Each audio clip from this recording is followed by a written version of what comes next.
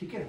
तो अपन पढ़ रहे हैं फिर से पावर, है ना, power and heating effect of current. ठीक है, पावर में अपन ने देखा power P is equal to क्या होता है बेटा, VI, है ना।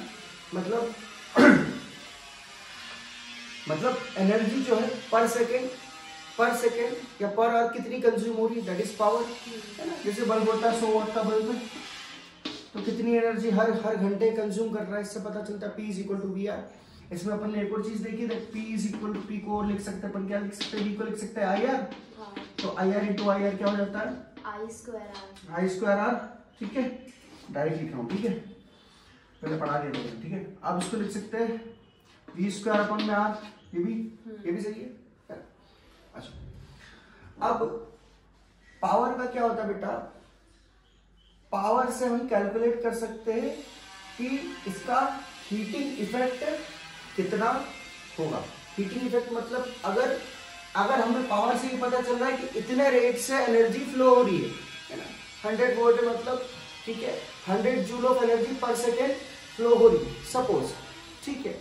तो हीटिंग इफेक्ट में हमें पता चलेगा कि ये एनर्जी को कंटिन्यूअसली अगर 1 घंटे तक कोई अप्लायंस यूज कर रहा है, ठीक है, कोई अप्लायंस अगर यूज कर रहा है तो कितना हीट अप हो रहा है या कितनी एनर्जी वो टोटल कंज्यूम कर रहा है। फॉर एन एग्जांपल, एक पानी का पाइप है जो 1 लीटर पर सेकेंड की रेट से फ्लो हो रहा है पानी, ठीक है। और अगर अपने सामने एक 100 लीटर की टंकी है, 100 लीटर की टंकी है, हमें पता है कि 1 लीटर पर सेकेंड की रेट से पानी फ्लो हो रहा है 100 लीटर की टंकी, तो कितने सेकेंड्स में टंकी भर जाएगी बेटा, 100 सेकेंड्स में, क्योंकि हर 1 सेकेंड में 1 लीटर पानी जा रहा है। उसी प्रकार बेटा एनर्जी भी आती है, पावर जो है एनर्जी भी आ रही है, ठीक है। अब इस एनर्जी को जब आप टाइम से मल्टीप्लाई कर देते हो तो यही चीज क्या आ जाती है, एक्यूमुलेटेड एनर्जी। कितनी एनर्जी हमने इस्तेमाल कर ली है, कितना हीट एनर्जी अपन ने इस्तेमाल कर ली है, चाहे उसको H को हीट लिखो, कितना हीट कर लिया, यानी कितनी हीट एनर्जी यूज कर ली है, या उसको आप लिख सकते हो P, कितनी एनर्जी इस्तेमाल कर ली है। तो इसको अपन लिख सकते हो बेटा, heat is equal to energy is equal to power into कितने समय तक तुमने उसको यूज किया। Power is nothing but rate of energy, कितने फ्लो से एनर्जी आ रही है। तो पावर को जब टाइम से मल्टीप्लाई कर देंगे तो हमें टोटल अमाउंट ऑफ एनर्जी मिल जाएगी। यानी अपने घर में एक्चुअल में जो एमपीबी होती है अपनी, ठीक है, वो क्या करती है, वो किस आधार पे, किस बेस पे हमारी बिलिंग करती है, इलेक्ट्रिक का बिल किस बेस पे आता है कि तुमने टोटल एनर्जी कितनी कंज्यूम करी, राइट। तुमने टोटल एनर्जी की खपत कितनी हुई है, लिखा रहा था ना, खपत यूनिट, कितना तुमने टोटल किया, तो वो कैलकुलेट होता है बेटा इस फॉर्मूले से, पावर इनटू टाइम। सपोज इसका होता है बेटा, इसका यूनिट होता है वॉट आवर, इसको क्या बोला जाता है, वॉट आवर। वॉट आवर क्यों बोल रहा हूं, क्योंकि पावर का ऐसा यूनिट क्या होता है, वॉट। जैसे 100 वॉट का बल्ब, कितने पावर का बल्ब, 100 वॉट का बल्ब, कितने टाइम तक चला, T टाइम तक चला, तो इसका ऐसा यूनिट क्या हो गया, 100 वॉट आवर। टाइम को आवर में ले रहे, 100 वॉट आवर। अब अपने घर में जो बिल आता है बेटा, इलेक्ट्रिक का बिल आता है, वो होता है बेटा 1 kilowatt hour is equal to 1 unit. क्या होता है, 1 kilowatt hour is equal to 1 unit, है ना। अगर मैं 100 को 1000 से डिवाइड कर दूंगा तो किलो में बदल जाएगा। सपोज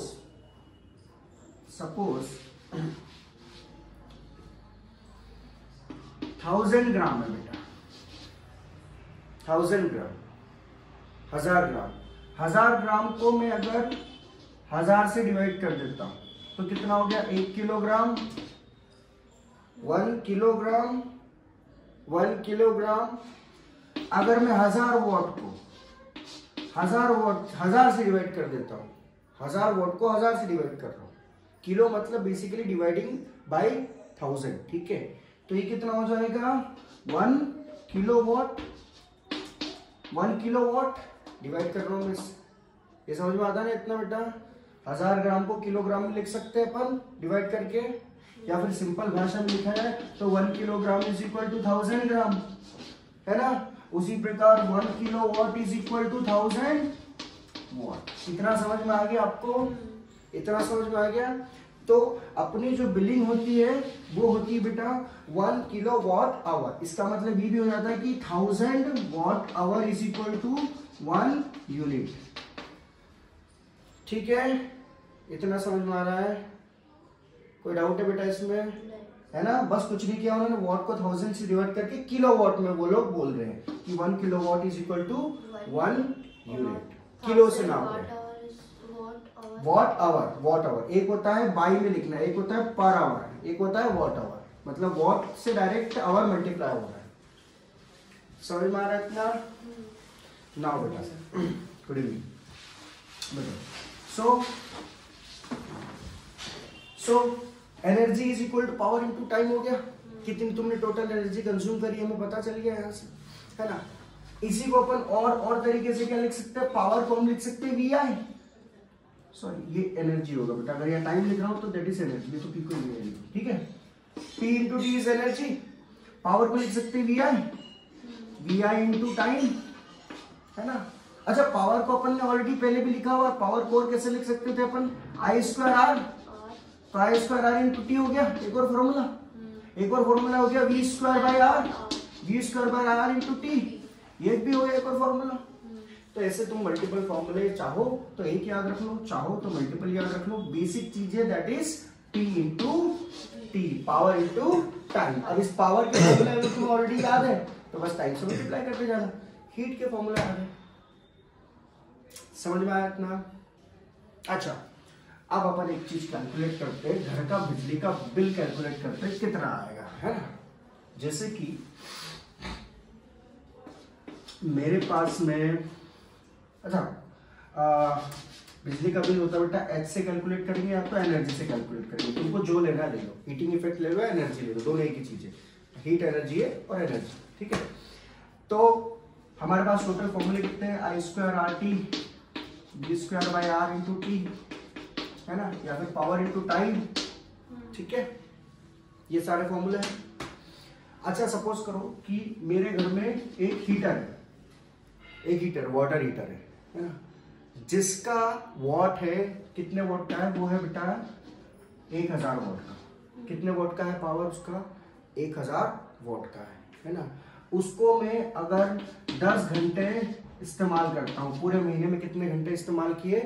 10 घंटे मैंने इस्तेमाल किए हैं।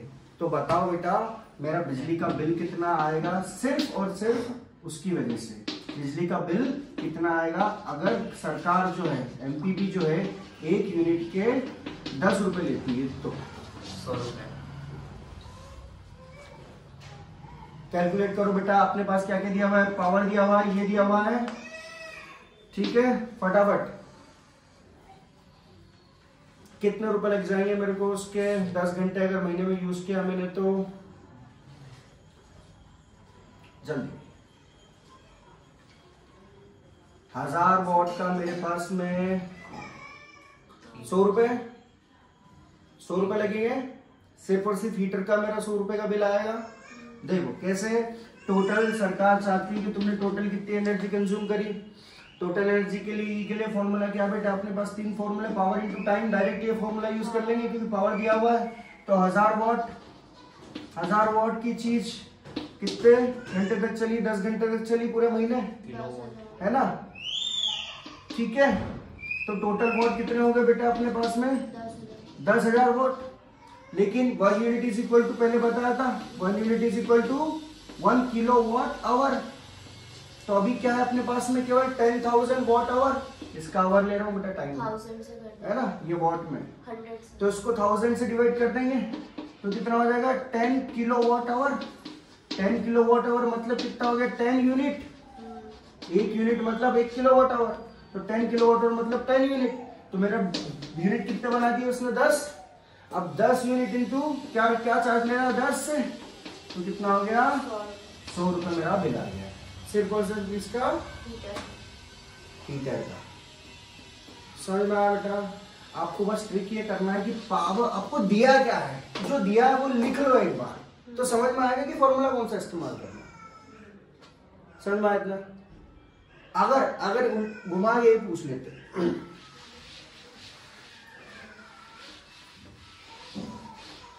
कि 220 वोल्ट की मान लो बेटा सप्लाई है, 220 वोल्ट की सप्लाई है, पावर सप्लाई है, ठीक है, ठीक है, और मैं यूज कर रहा हूं ये पावर सप्लाई, पावर लाइन गई अपनी, ठीक है, लाइन है 220 वोल्ट की, और मैंने मेरा लैपटॉप यूज किया 10 घंटे तक, सॉरी पूरे महीने में मैंने लैपटॉप यूज किया 100 घंटे तक, ठीक है, 100 घंटे तक मैंने अपना लैपटॉप यूज किया है।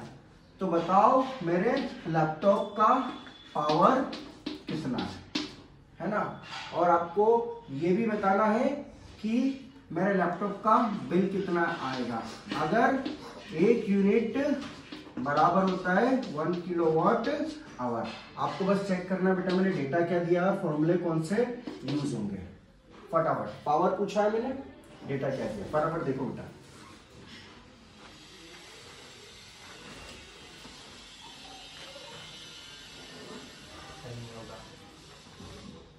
कुछ और डेटा चाहिए?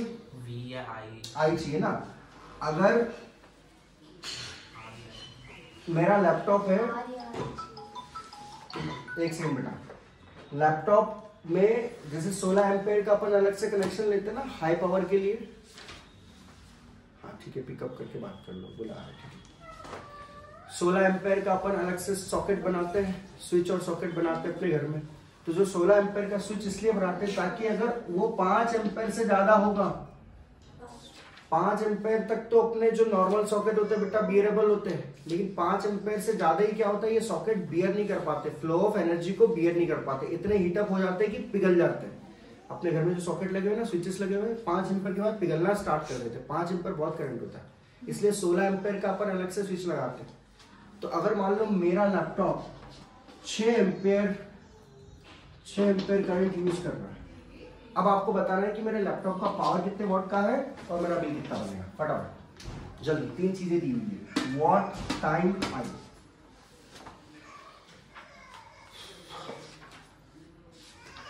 अच्छा इसमें एक और फॉर्मूला है बेटा, याद इसको मत भूलना, ये V into I, P is equal to V into I, ये भूल जाओगे तो फिर कुछ नहीं होगा। जल्दी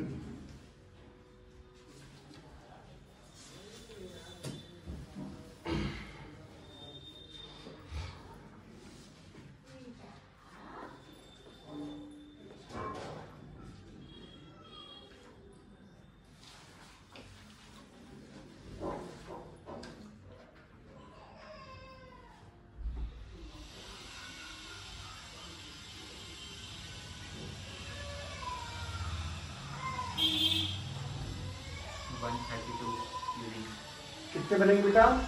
132 यूनिट बनेंगे, टोटल बनेंगे 132 यूनिट। यूनिट का प्राइस नहीं दिया, जो भी होगा उससे मल्टीप्लाई कर देंगे। 132 यूनिट बनाएगा मेरा लैपटॉप।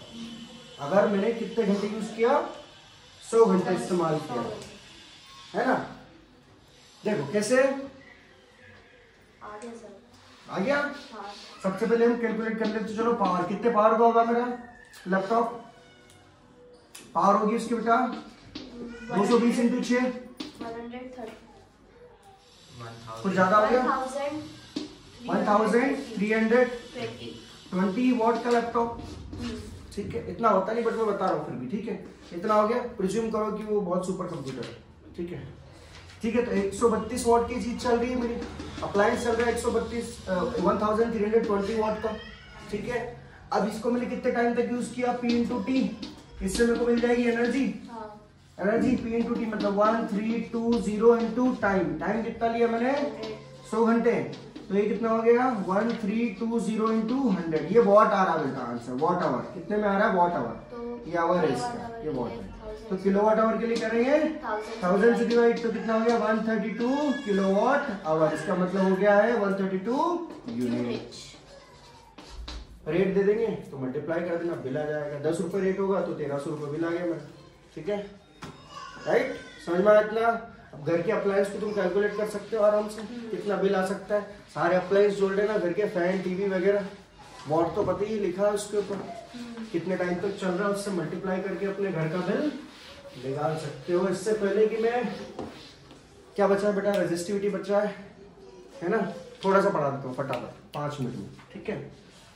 ठीक है ना? Resistance is directly proportional to the area of the cross section of a wire, ठीक है? इसको थोड़ा पॉज कर देता हूँ।